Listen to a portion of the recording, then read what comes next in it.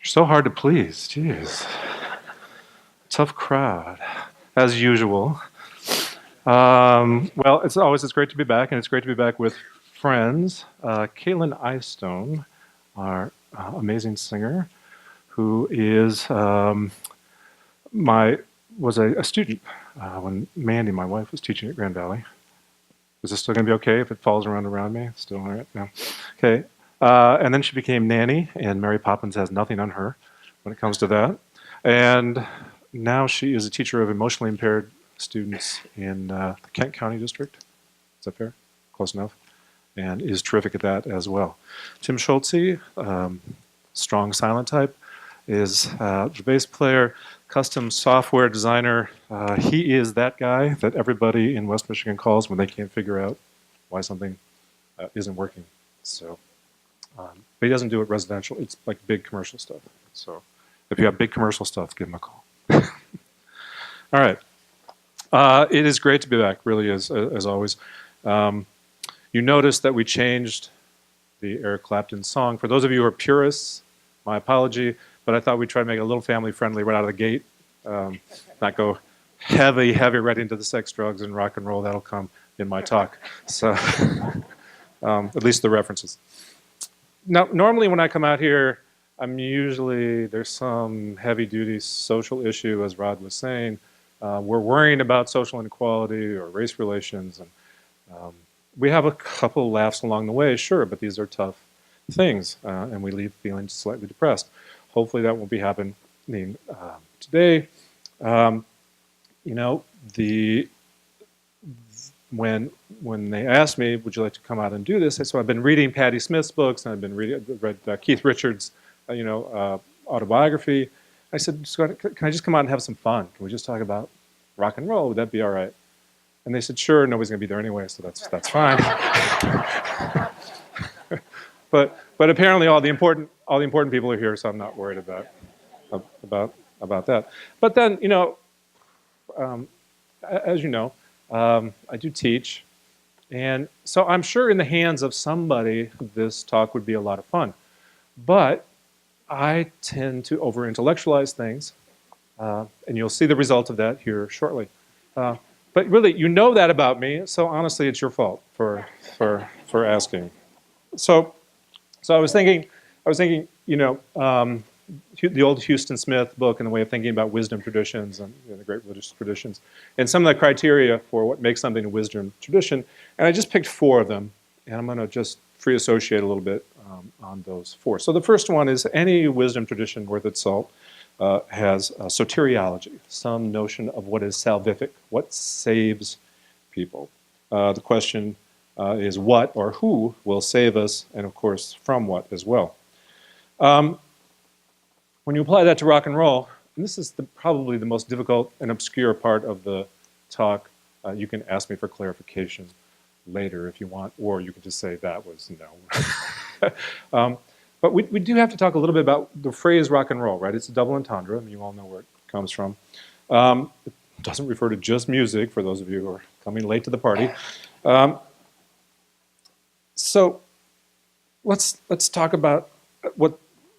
So rock and roll certainly evolved to be about much more than human sexuality, but it seems disingenuous not to talk about human sexuality as eros, lust, the aggressiveness that comes with that, the notion of pursuit. And it's one of the 2 most basic drives we have as human beings. It's always needed expression, right?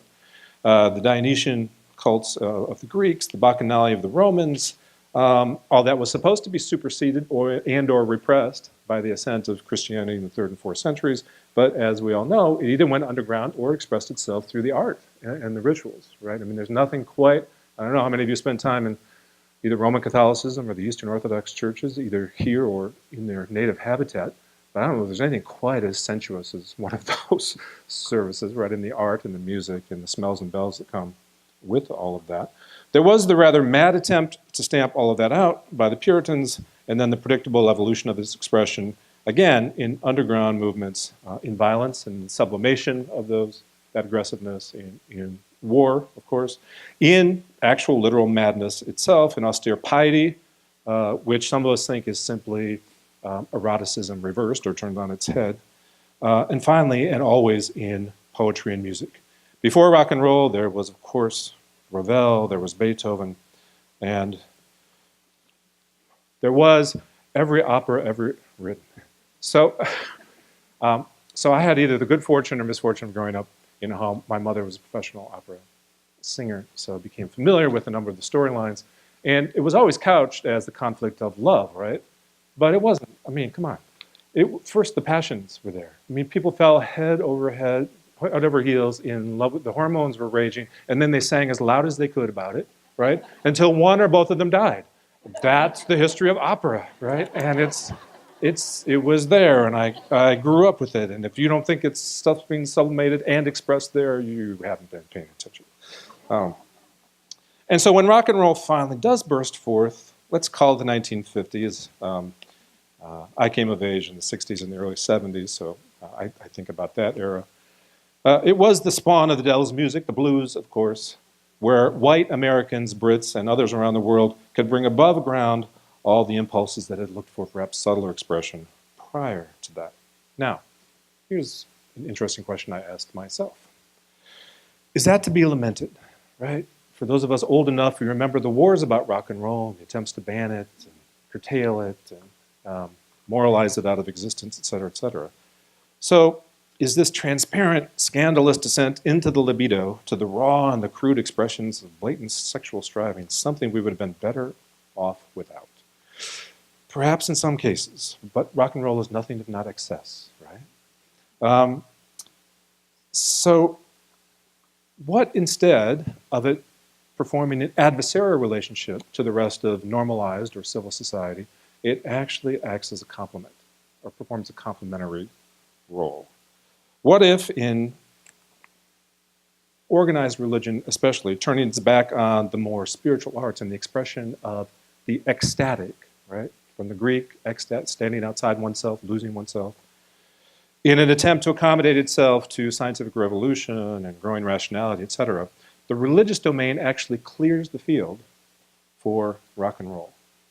Well, I wish that was original to me. David Byrne, the co-founder and lead singer in Talking Heads, talks about this, and somebody asked it, the interviewer asked the question this way to David Byrne. He said, I'm fascinated by how the sacred and secular have fed off each other in the 20th century in music. It's been two-way traffic. But a priest might say that rock and roll gave agnostic and atheist white kids a taste of religious surrender, but with none of the ethical or metaphysical commitments, including a belief in the afterlife and the soul, which has been a crucial part of ecstasy in most cultures. In that sense, is rock and roll selling ecstatic surrender on the cheap, as it were, a no-strings weekend experience rather than a lifetime ethical commitment? Ooh. Here's what Byrne said. That's just the question. We haven't gotten to the response yet. Here's the response. He said, Byrne says, I don't know about the afterlife or the soul, but this experience of this ecstatic of rock and roll, being carried away, losing oneself, does give a sense that one can inhabit a larger body, the social body, something greater than oneself as an individual, in a way that's visceral, not intellectual. Note to self. The Cartesian split heals, and it's wonderful. Is there then an obligation to make ethical and metaphysical commitments out of an experience of going to a rock and roll concert? That sounds as if after such pleasure, one is made to feel guilty and obliged to, quote, pay for one's pleasure. I think, okay, maybe in an ideal world, the social and moral inferences, at least some of them, happen organically, without need of an organization. I'm being optimistic here, I know.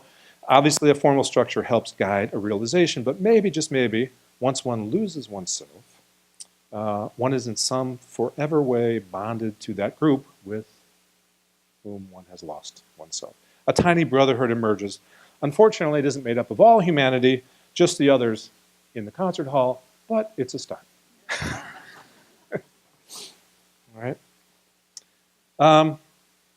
My own experience, reflecting on that, suggests also a kind of salvific quality in the catharsis of rock and roll. Again, those, whether you believe in Freud's notion of the id or whatever that kind of wild impulse is, that energy that I think a lot of religions, philosophy, psychologists spend rightfully a lot of time trying to suppress or control in some way, because we can't all live in a complete state of unrepentant and uninhibited nature.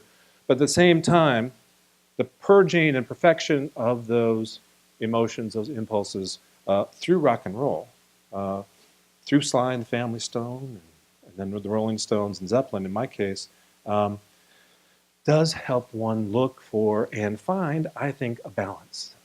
I'm suspicious of people who are just all one or the other, unless maybe they're a Tibetan monk, but even then, I'm not sure. Okay, so that's the first part. Is there something soteriological about rock and roll?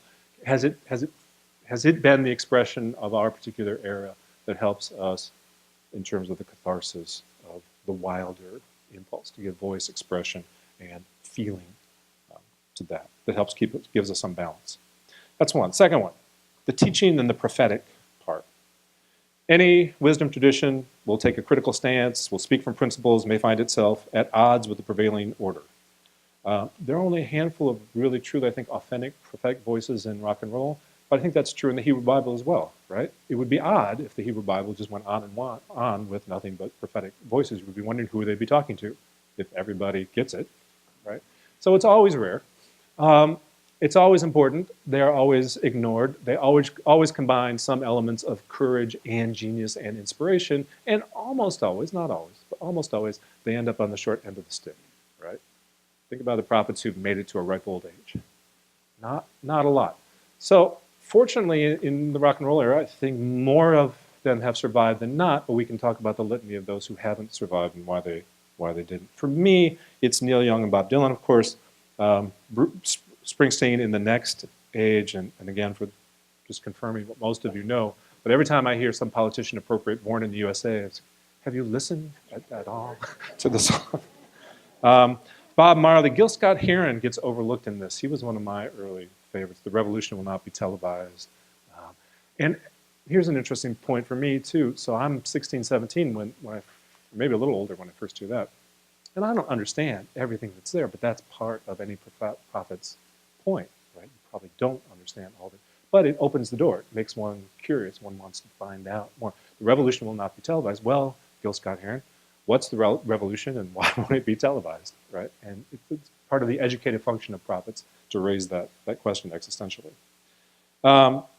Marvin Gaye's What's Going On, for me, is the soundtrack. I grew up in and around Detroit, so that becomes a commentary on what's happening there as Detroit was burning.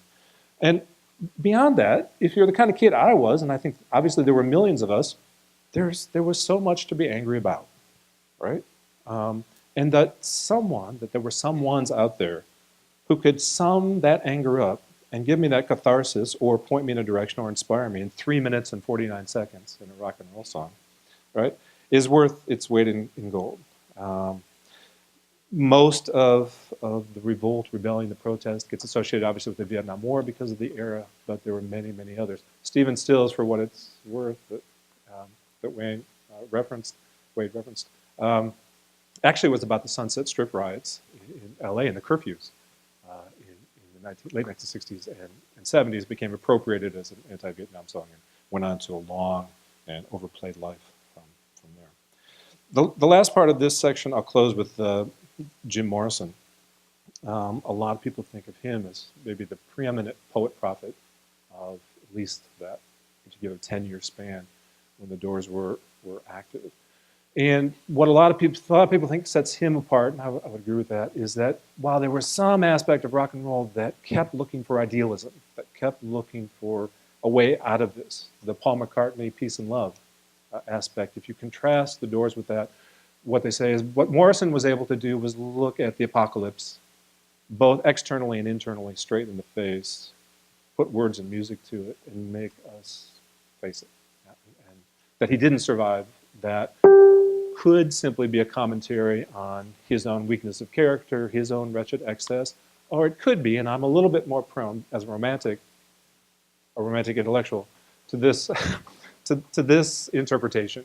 And that is that, and I've seen this happen from Jesse Norman, the great opera singer, to Kurt Cobain, to Mick Jagger, to Morrison. And that is they start feeling alienated from the audience because the audience starts misunderstanding the distinction between the messenger and the message.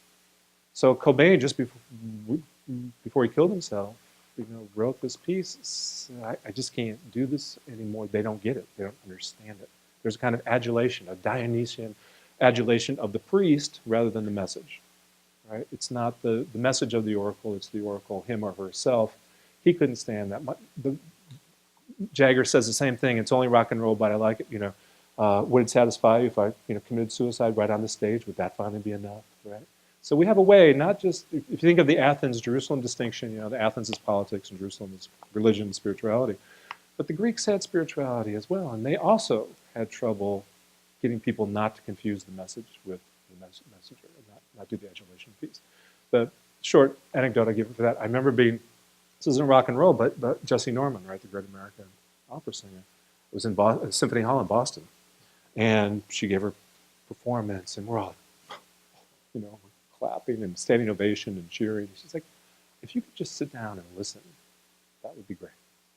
She said, you're confusing me with the music. She said, basically, I just want you to sit down and shut up and just listen. And stop congratulating yourselves on your good taste, right? And how well informed and how tasteful you are. And I thought that was really important. And I saw that later in what happened with Cobain and the way that others talk about it. So that puncturing of our own hubris, the awakening of us to social injustices, and then a kind of inspiration through the music. That second, the teaching prophetic piece. But on the flip side, you need a piece in any wisdom tradition that also has to do with the liberation of the individual. What's my practice going to be? Some way to come to know how you're going to get better and in what ways you can do that in relationship to whatever metaphysical reality you think there is. So if the prophecy is meant to generate outrage at various social injustices, then this element is the inward-focused one. The musicality of the existential predicament. And yes, I did write that myself, and I promise not to say it out loud ever again. No, I'm just going to say it one more time. The musicality of the existential predicament, if not despair, though despair often enough it is. So I'm going to combine here this introspective piece. I mean, how many of us here sober, maybe having had a glass of wine, maybe back in the old days before it was legal and still cool, some drug of choice, haven't gone home, put on your headphones, and tried to make sense of the world through whatever your particular favorite artists are or were. So for me, that was Dark Side of the Moon. Now that's hardly unique, right? It's the third best-selling album of all time. This is not like put me way out in a field somewhere. And by the way, Michael Jackson's Thriller and an AC/DC album are the first two, which gives me real pause. But, but nonetheless, Dark Side of the Moon is, and everybody knows the album, I would think. If you don't, you must go home and download it, or whatever people do these days to listen to music. Tim would know. And the first part is all existential predicament, right? I know there are many people who are quite certain about exactly why we're here on the planet, whether they're secular or religious folks. I'm not among them. I think it's still an open question. I do lean toward the existentialist philosophy where you have to create it rather than being given or formed necessarily for you. And so on one hand, or complementary, Pink Floyd, Dark Side of the Moon, said, right, I can despair with you guys, and you found time signatures and melodies and sonic booms and ways to express stuff that it's not like it's brand new, right? Shelley, Byron, and Keats have said it all before, but it's there in a way that I could hear it, and obviously millions of the rest of us. And you put on the headphones and you listen to what they're doing, there's always another layer to it, which is part of what makes it classic. There's always something more revealing about it. And honest to God, it kept me alive, right? And I don't think I'm alone. I have a lot of evidence for this, but I think there are an awful lot of people, and you probably have your own music, where you think, without that artist, without that song, without that album, but I've made it through some of those dark nights of the soul. So I'm couching that specifically in religious language. So just remember, you are young, life is long, there is time to kill today, but then one day you find 10 years have got behind you. No one, I'm not going to do it, but I could. My bandmates will not let me sing, and there's good reason for that. Finally, love. Right? So again, no wisdom tradition worth its salt wouldn't comment on, have something to say about the great mystery that is love, what its proper objects are, how to cultivate it, when it could be or should be particular in a particular institution like marriage, when it ought to be universal in the form of agape, compassion, and love as well as, in the rock and roll tradition, as lust, as foregone, as pursuit, as unachievable, as illusory, as temporary, as unrequited. Right? If you grew up in the late 50s, Nick was mentioning this earlier on, before the British invasion, well, certainly post-Beatles,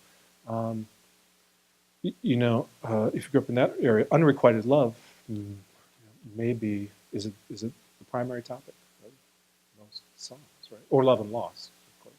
So you take entire books of literature and cram them into a 3-minute tune, and you somehow evoke much of the same sentiment. It's really quite remarkable. It is true, it must be admitted, that much of rock and roll is misogynistic.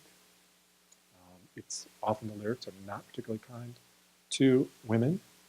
And so I had to stop there. So did I learn to see women in certain unhelpful ways as I mumbled along to Led Zeppelin and the Rolling Stones, repeating sexist lyrics rather mindlessly, that ultimately hindered me from appreciating women as fully human? I think that's possible. I don't know how you test that. I don't know how you separate that variable out from all the others, but I suspect there might be some damage there. If so, I've spent an awful long time trying to be some version of a better self, keeping that in mind, even as I still, to this day, sing along in the car with lyrics that would get me written up or banned from the classrooms on my way to. So, does that sound like a confession? I confess. Still, it feels good, I gotta tell you.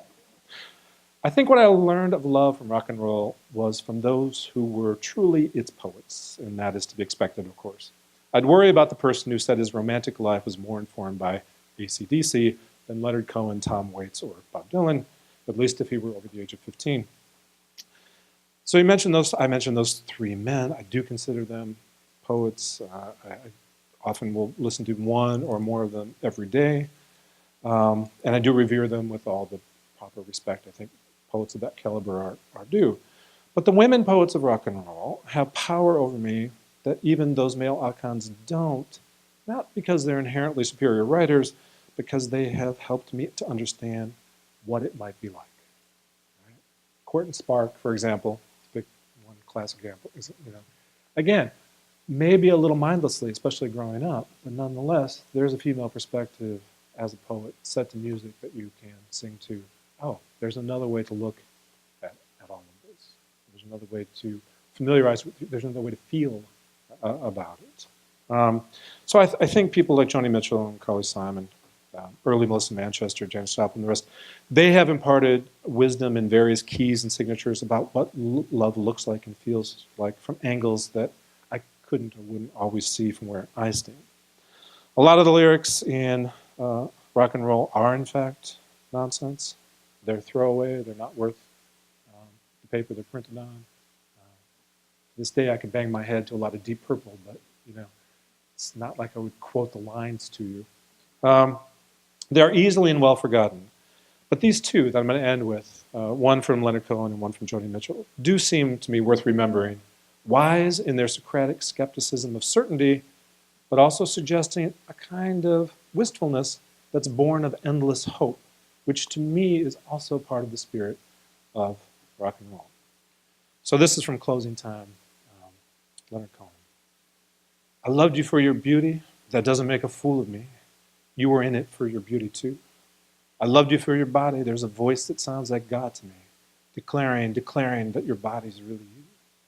I loved you when our love was blessed. I love you now. There's nothing left but sorrow and a sense of overtime.